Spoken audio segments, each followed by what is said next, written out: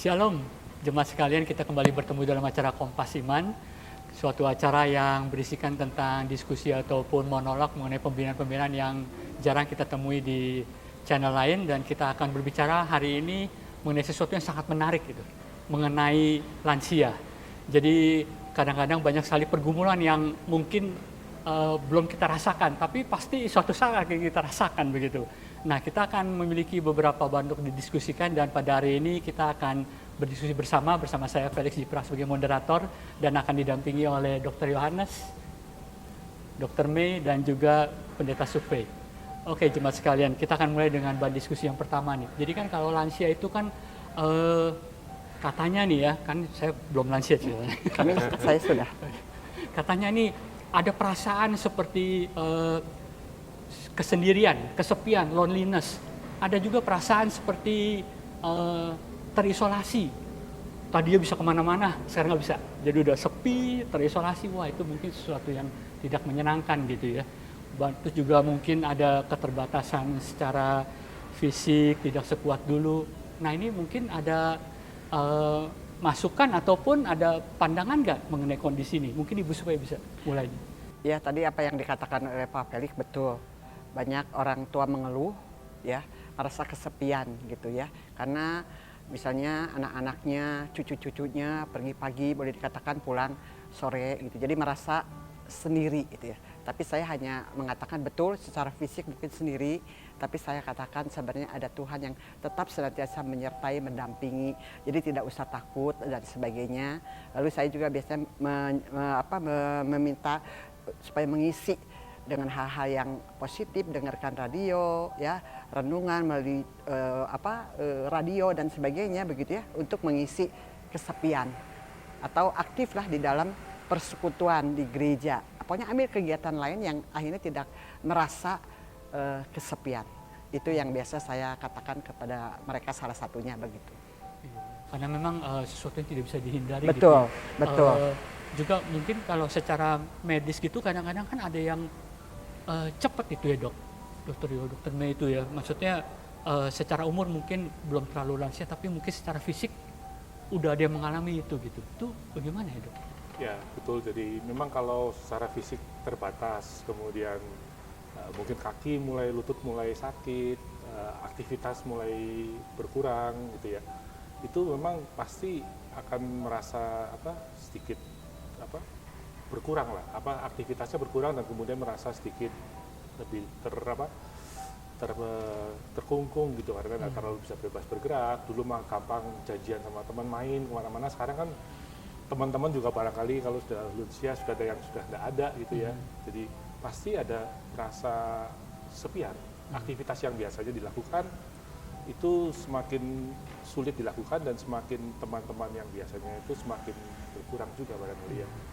Nah, ini tadi yang disampaikan Bu Sugeng mungkin memang perlu sih, jadi ada beberapa hal yang harus dipersiapkan gitu. Dari sisi medis memang kita tidak bisa membohongi bahwa umur itu pasti akan ada penurunan bermacam-macam fungsi. Iya. Dan untuk orang-orang ini kan tadi Ibu Sufe sempat berbicara anak-anaknya pulang sibuk gitu ya. Dan tapi mungkin sibuk pun pulang malam masih ada gitu ya sampai pagi. Nah, ini gimana kalau yang udah anak-anaknya entah mungkin di luar kota semua, atau mungkin Jadi sendiri maksudnya? Sendiri, maaf kata, tidak peduli gitu ya. Ini kita ini sebagai gereja apa yang bisa dilakukan ini? Mungkin dari Dr. May pelayanan di bidang diakonia gitu ya. Mungkin ada agak ini sedikit gambaran gitu. Mungkin tadi menyambung dari Bu Sukwe, kalau memang sendiri dia harus ada kegiatan yang positif buat dirinya sendiri, tapi juga ada kegiatan yang positif yang bisa bergabung dengan orang sekitarnya.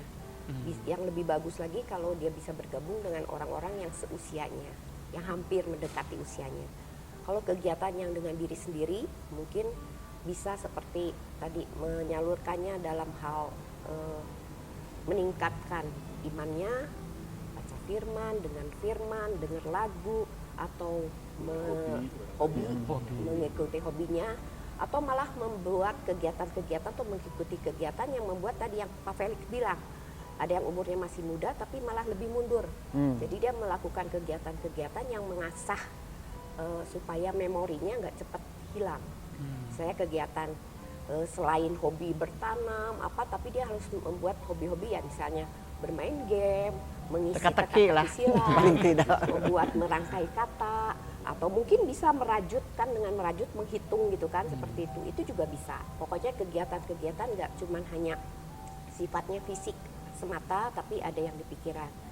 Terus tadi yang hubungannya dengan Musik gereja di situ. ya dengan luarnya, yaitu tadi bisa dia ikut dengan acara-acara Ya, di persekutuan gereja, ya, usia indah. atau acara-acara ketemu dengan teman-teman lama, atau sharing mungkin dengan teman-teman atau dengan saudara-saudaranya dan lainnya. Jadi, tapi Bu Supay kalau persekutuan kan harus datang nih ke gereja. Betul. Kalau yang nggak bisa datang sama sekali, gimana Bu? Nah, kalau saya sih yang sama sekali tidak bisa hadir. Nah, kami sudah melakukan beberapa pengurus mendatangi. Ya, mendatangi, di situ kita ada persekutuan. Seperti ya waktu pandemi ya, sekarang juga sebenarnya masih pandemi ya. Kami mengadakan kunjungan 1 minggu sekali ke daerah Mulyasari. Di situ memang ada ya, jadi sekarang udah almarhum ya, almarhumah Ibu Cokro ya, dia membuka rumahnya. Nah, akhirnya bukan hanya membuka rumahnya, tapi saya mengundang orang-orang atau jemaat di sekitar situ untuk bergabung. Nah, itu jadi kita ada siraman rohaninya, boleh dikatakan ya, memuji Tuhan, baca firman Tuhan, renungan dan sharing satu dengan yang lain, saling mendoakan. Nah, mereka senang itu. Jadi kalau memang yang tidak bisa dipaksa ya, kecuali kalau ada suster atau ada pembantu yang bisa mendampingi, saya tetap menganjurkan untuk datang. Tapi kalau yang tidak bisa, anaknya sibuk atau tinggal sendiri ya, saya juga tidak bisa memaksa ya. Ya idealnya sih ada jemaat yang rela hari Minggu jemput, tapi jujur ya hari Minggu jemaat juga semua sibuk. Oke, jadi memang gereja juga tidak meninggalkan mereka. Tidak itu harus, malahan semakin tua justru kita harus lebih, pendampingannya harus lebih kencang. Tapi memang ada yang tadi disampaikan Pak Felix tuh ada yang problem lebih khusus sih, memang kalau kemudian betul-betul katakanlah ada support system ya, dari orang tuanya lansia ada support system, artinya anak-anak juga jarang datang, kemudian dari kesulitan juga hanya mengandalkan katakanlah apa yang bisa dilakukan oleh gereja. Betul. Itu memang harus dipikirkan, memang ada katakanlah yang jadi dilema sekarang, apakah tepat untuk menempatkan di rumah jompo gitu. Itu yang kadang-kadang memang ini yang menarik juga, karena pandangan orang kalau ke rumah jompo itu pasti membuang, dibuang ya. gitu. Nah, ini yang kadang-kadang mungkin kita harus agak luruskan juga. Jadi ya, kalau rumah jompo yang siap dan baik, barangkali itu juga perlu dipikirkan untuk lansia yang sama sekali nggak punya support system tadi. Jadi mungkin ini dorongan buat kita ya, kalau kita udah jadi lansia, kita jangan takut masuk rumah jompo. Tapi juga mungkin jangan sampai membuat anak-anak merasa bersalah ya. Makanya dari kitanya yang dari harus kitanya ya. yang Jadi kalau minta. misalnya ada orang tua yang masuk rumah jompo, ini kadang-kadang mungkin di timur orang Belum timur biasa. pikir ini anaknya kurang asem ini ya. Kenapa orang tuanya masuk rumah jompo? Padahal tidak selalu buruk ya, Dok ya. Ya katakanlah untuk yang tadi betul-betul support sistemnya memang minimal sekali. Kalau kemudian full mengandalkan katakanlah yang bisa dilakukan oleh diakonnya gereja misalnya, itu ada beberapa hal yang support seperti lingkungan, seperti tadi teman sebaya, kemudian aktivitas yang itu toh tidak bisa secara insidental dilakukan hanya oleh gereja. Itu yang barangkali yang perlu dipikirkan juga gitu. Untuk lokasinya sendiri sih rumah jompo barangkali saya sendiri belum terlalu ada pengalaman khusus ya, barangkali dari Bu Supay barangkali malah ada. Ya, memang ada beberapa yang bagus ya di Bandung begitu ya. Paling nanti kita gereja biasanya supportnya itu uangnya. Karena kalau yang bagus jujur mereka katakan di sini bayar. Karena kan perlu perawat, ya, terus juga dokter, terus makanan dan sebagainya begitu ya. Jadi tentu ya harus uang gitu ya. Jadi kita udah beberapa kali sebenarnya sudah mensupport walaupun tidak secara full. Karena biasanya saya libatkan. Kalau dia tidak merit, tidak ada, boleh dikatakan tidak ada anak begitu ya, tapi kan ada keponakan-keponakannya. Nah jadi biasanya kami sharing seberapa besar yang mereka bisa bantu. Nah gereja dukung, kan kita gereja nggak mungkin dukung gitu ya secara full gitu ya, gitu. Jadi Itu ada. saya juga terbayang seperti yang tadi Bu Sukwe ceritakan, jadi salah satu fungsi gereja barangkali bukan hanya berdiri sendiri kemudian hanya mengandalkan diakonnya, tapi kita bisa bekerja sama. Betul, lah, nah dengan itu bermesra, maksudnya. dengan Betul. gereja, dengan rumah jompo yang Betul. Betul. Iya. Nah, Bu, kalau tadi kan ada persekutuan lansia yang datang ya, Betul. mengunjungi. Jadi kalau misalnya di Natal seperti Christmas Carol, kalau ini berarti ini kan Rutin, juga rutin. ya. Betul. Itu kan mereka mungkin masih bisa merespon ya, entah mendengar, melihat. Oh iya. Kalau yang udah secara tak indera berdaya sangat ya. tak berdaya itu gimana, Bu? Apa yang bisa biasanya dilakukan gitu? Nah memang yang kalau tidak berdaya ya tetap kita layani, tetap kan ya. Jadi sebisa kita dalam arti begini, tetap kalau kita lihat dulu dari bagaimana pasien itu, mestinya jemaat itu ya. Kalau sampai parah sekali ya kita juga nggak bisa apa-apa selain hanya datang mendoakan. Seperti sekarang kan ada 2 orang yang stroke gitu kan. Stroke-nya ini dia nggak bisa bicara. Nah tapi kan bisa dengar. Ya saya sih sampaikan. Misalnya bawa renungan ataupun berdoa lah paling tidak. Walaupun nanti saya tanya apa, dia jawab, tapi kan saya nggak mengerti. Nah biasanya kalau ada misalnya suaminya atau istrinya atau anaknya, saya tanya apa maksudnya dia ngomong begitu. Nah begitu, jadi tetap kalau masih bisa. Tapi kalau yang sampai ya sudah terbaring lah istilahnya mah meninggal enggak, hidup enggak gitu, itu apanya istilahnya apa begitu ya, koma bukan begitu ya, sudah paling juga hanya datang mendoakan. Kalau ada keluarganya kita justru menasihatnya, memberitahunya kepada keluarga tetap bagaimanapun harus dilayani, dibisiki. Karena kita nggak mungkin juga kan. Ya istilahnya saya aja secara khusus sama Tuhan tiap hari datang juga kan nggak mungkin, kerjanya kan banyak gitu. Nah biasanya saya minta tolong keluarga kalau dia tinggal dengan keluarga begitu ya. Kan ada yang gitu ya. Atau suster, pembantu, itu bisa. Nah, Dokter Mei, kan tadi Dokter Mei bilang banyak kegiatan gitu ya, misalnya seperti merajut atau apa, itu kan itu dari sudut pandang untuk mengisi waktu gitu ya. Yang mereka kalau merajut, wah berarti masih ada hasilnya nih, rajutan dikasih ke cucu, ke anak gitu ya. Tapi kalau yang merasa keterbatasan sekali gitu ya, nggak bisa apa-apa, mereka kan dulunya merasa sangat berguna, bermanfaat, berkarya, ini sekarang merasa nggak ada gunanya nih hidup ini. Itu gimana? Sebentar, kegiatan-kegiatan yang tadi saya sarankan sebetulnya bukan untuk melihat hasil. Sebetulnya itu untuk kalau di istilah kedokteran ada yang namanya demensia. Jadi demensia itu kemunduran dari proses berpikirnya, juga mempengaruhi perilaku si orang tersebut. Jadi mungkin kalau secara orang awam bisa lihat jadi cepat lupa, atau dia ngomongnya berulang-ulang, bertanya berulang-ulang dan sebagainya. Tadi yang Pak Felix tanyakan ke saya seperti pekerjaan-pekerjaan atau kegiatan yang kayak merajut dan sebagainya, kita sebenarnya bukan lihat hasil dari yang dia lakukan. Malah mungkin secara simpel saya kasih contoh ya, waktu ibu mama saya mau menjadi demensia, saya kasih tugas hanya memindahkan karet dari satu tempat ke tempat lain, atau hanya memotong kepala toge. Saya tahu karena potongannya itu tidak rapi dan belum tentu akhirnya dimakan. Tapi tujuannya itu memberikan kegiatan itu supaya otaknya tetap dilatih. Dan memang dari situ itu hanya pekerjaan simpel aja dari situ, karena mungkin saya dokter nih, saya tahu kelihatan progres kerusakan otaknya atau proses demensianya. Jadi dari awalnya dia bisa memindahkan, misalnya karetnya dibikin 555, 444, 33 dipindahkan. Nanti kalau udah beres saya aduk lagi gitu. Tapi nanti semakin proses demensianya semakin buruk, nanti dia kelihatan semakin dia tidak bisa memindahkan. Kalau untuk orang awam mungkin bisa dilihatnya yaitu nanti makin lama proses mengingatnya lupa dan sebagainya. Nah, tujuan saya menganjurkan untuk kegiatan-kegiatan yang sepertinya mengasah otak atau membuat memori dia lebih cepat lambat lupa, itu bukan untuk melihat hasil, bukan dia jadi bangga saya mendapatkan hasil ini, tidak. Saya cuma ngasih tahu supaya dia itu sendiri lebih lambat proses demensianya, jadi otaknya terus-terusan bekerja. Syukur-syukur kalau dia bisa menghasilkan sesuatu membuat dia lebih bahagia atau lebih bangga. Misalnya kalau dia bercocok tanam, jadi keluar bunga, kan dia lebih senang bangga, gitu ya. lebih senang.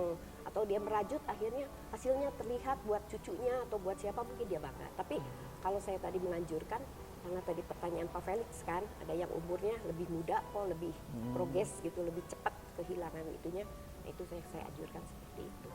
Jadi jangan sebelum lihat- terlambat lebih jauh. Nah itu maksudnya ya, Dok ya. Dikasih. dan jangan hanya melihat karyanya, hasilnya, Iya. kegunaannya, Iya. tapi memang aktivitasnya untuk aktivitasnya. memperlambat ya. Meskipun ya tadi kesaksian dari yang Ibu Mei, Dr. Mei itu meskipun sudah diusahakan seperti itu, memang proses kemundurannya ya Pasti ada. masih ada terus gitu. Seperti sekarang barangkali kalau dulu bisa metik tauge, sekarang metik tauge aja nggak bisa gitu.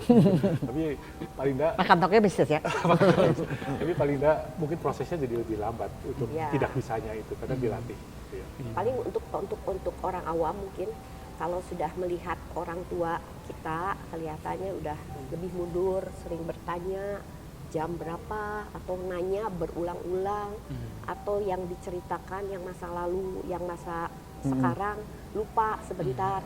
Itu sebenarnya sudah salah satu tanda atau proses demensia atau kemunduran otak.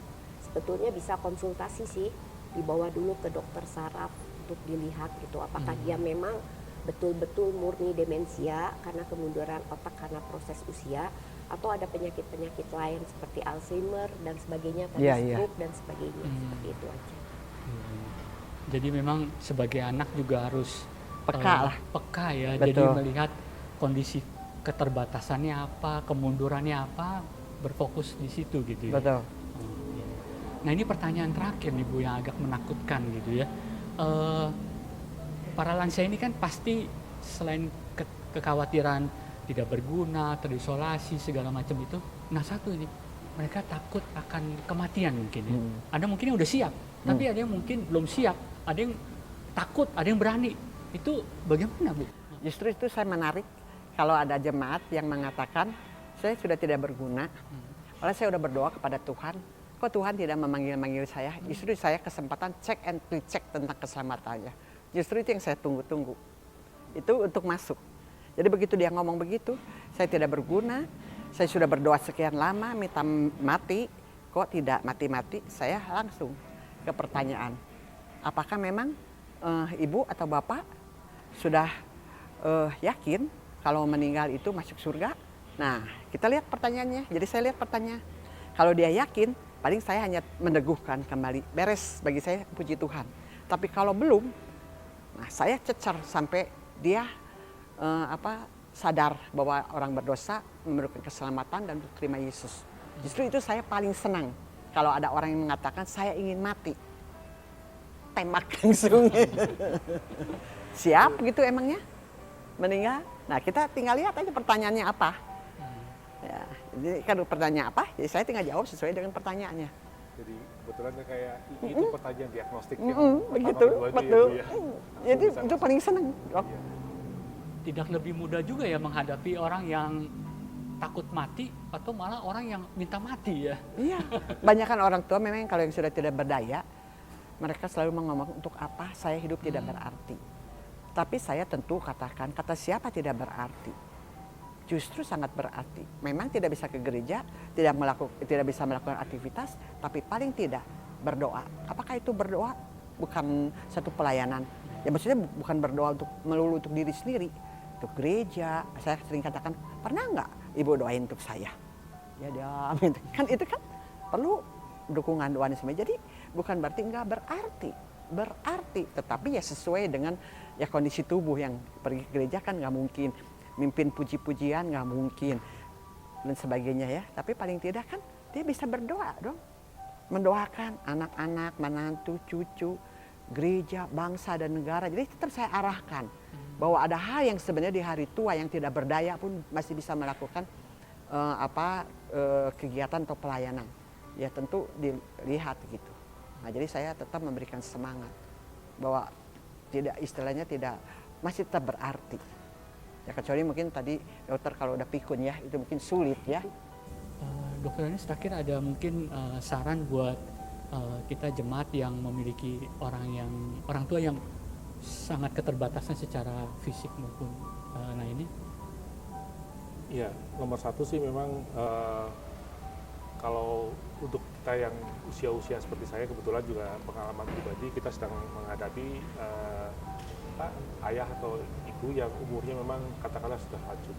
Kebetulan saya bersyukur papa mama masih ada.